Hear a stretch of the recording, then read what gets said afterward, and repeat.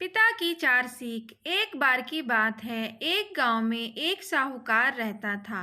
वह अपने व्यापार के क्षेत्र में काफी उन्नति कर चुका था, जिसके बदौलत उसके पास धन संपत्ति किसी भी चीज की कोई कमी नहीं थी।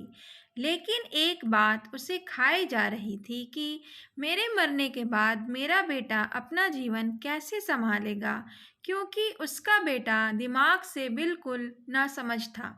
उसे बाहरी दुनिया की बिल्कुल भी समझ नहीं थी। कुछ दिन बाद साहूकार का स्वास्थ्य खराब रहने लगा। अब उसे महसूस हो गया था कि उसकी मृत्यु किसी भी क्षण हो सकती है। तब उसने अपने नासमझ बेटे को बुलाया और उसे अपना जीवन संभालने के लिए चार बातें सिखाईं। पहली सीख, बेटा जब भी काम पर जाए तो छाँव में जाना और छाँव में ही घर वापस आना। दूसरी सीख, घर के चारों तरफ चमड़ी की बाड़ यानी चमड़ी की बाउंड्री करवाना। तीसरी सीख, हमेशा मीठा भोजन करना। चौथी सीख, पत्नी को हमेशा बांध कर पीटना। बेटे को चार बातें सिखाते ही साहूकार जी स्वर्ग सिधार गए। अब बेटे ने अपने पिता की चार बातें अपने जहन में बैठाईं और एक नई जिंदगी की शुरुआत करने लगा। जब उसका काम धंधे पर जाने का समय आया तो उसे अपने पिता की बात याद आई कि पिता ने कहा था, कभी भी काम पर जाए तो छाँव में छाया में जाना और छाँव में ही वापस आना। चूंकि पैसों की कमी थी नहीं, इसलिए उसने यह बात याद करके अपने घर से ऑफिस तक एक बहुत बड़ा टेंट लगवा दिया ताकि धूप से बच सके। पिता की ही बात याद करके अपने घर के चारों तरफ भैंस की चमड़ी की बाउंड्री बनवा दी, जिसकी बदबू से आस पड़ोसी दुखी होने लगे। लेकिन पिता की बात तो माननी होगी। प्रतिदिन अपने घर वालों से भोजन में केवल मीठी चीज बनवाता, जैसे हलवा, खीर आदि। एक दिन उसकी पत्नी ने अनजाने में कोई गलती कर दी तो पत्नी पर उसका गुस्सा इतना भड़का कि वह उसे मारने पर उतारू हो गया। लेकिन उसे फिर अपने पिता की बात याद आई कि पत्नी को हमेशा बांध कर पीटना।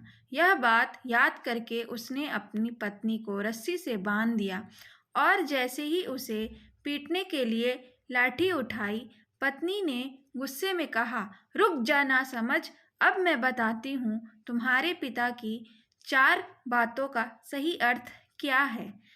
तब उसकी पत्नी उसके पिता की चारों बातों के सही अर्थ समझाना शुरू करती है। पहली बात, काम पर छाँव में जाना और छाँव में ही आना। इसका अर्थ है प्रतिदिन काम पर सूर्य उदय होने से पहले जाना और सूर्यास्त होने के बाद घर वापस आना, ताकि अपने काम में इतने व्यस्त हो जाओ कि बाहरी दुनिया के मोह माया से दूर रह सको। लेकिन तुमने तो घर से ऑफिस तक टेंट लगवा दिया ताकि तुम धूप से बच सको। क्या ये उद्देश्य था तुम्हारे पिताजी का? दूसरी बात, घर के चारों तरफ चमड़ी की बाड़ करवाना। इसका मतलब है अपने घर की सुरक्षा के लिए कुत्ता या बिल्ली पालना ताकि चोरों से सुरक्षित रहा जा सके। लेकिन तुमने तो घर के चारों तरफ भैंस की चमड़ी लगवा दी, जो कि अर्थहीन है। तीसरी बात, हमेशा मीठा भोजन करना। इसका अर्थ ये है हमेशा भूख तेज लगने पर ही भोजन करना। इससे एक सूखी रोटी भी मीठे भोजन समान संतुष्टि देगी। जब किसी को बहुत तेज भूख लगती है तो वह यह कहकर भोजन का अपमान नहीं करता कि ये तुमने क्या बना दिया, भला ये भी कोई खाता है? यह तुच्छ लोगों की काम होते हैं और तुम प्रतिदिन मुझसे मीठा भोजन बनवाते हो, जो मनुष्य को गंभीर बीमारी की ओर ले जाता है। चौथी बात, पत्नी को हमेशा बांधकर पीटना।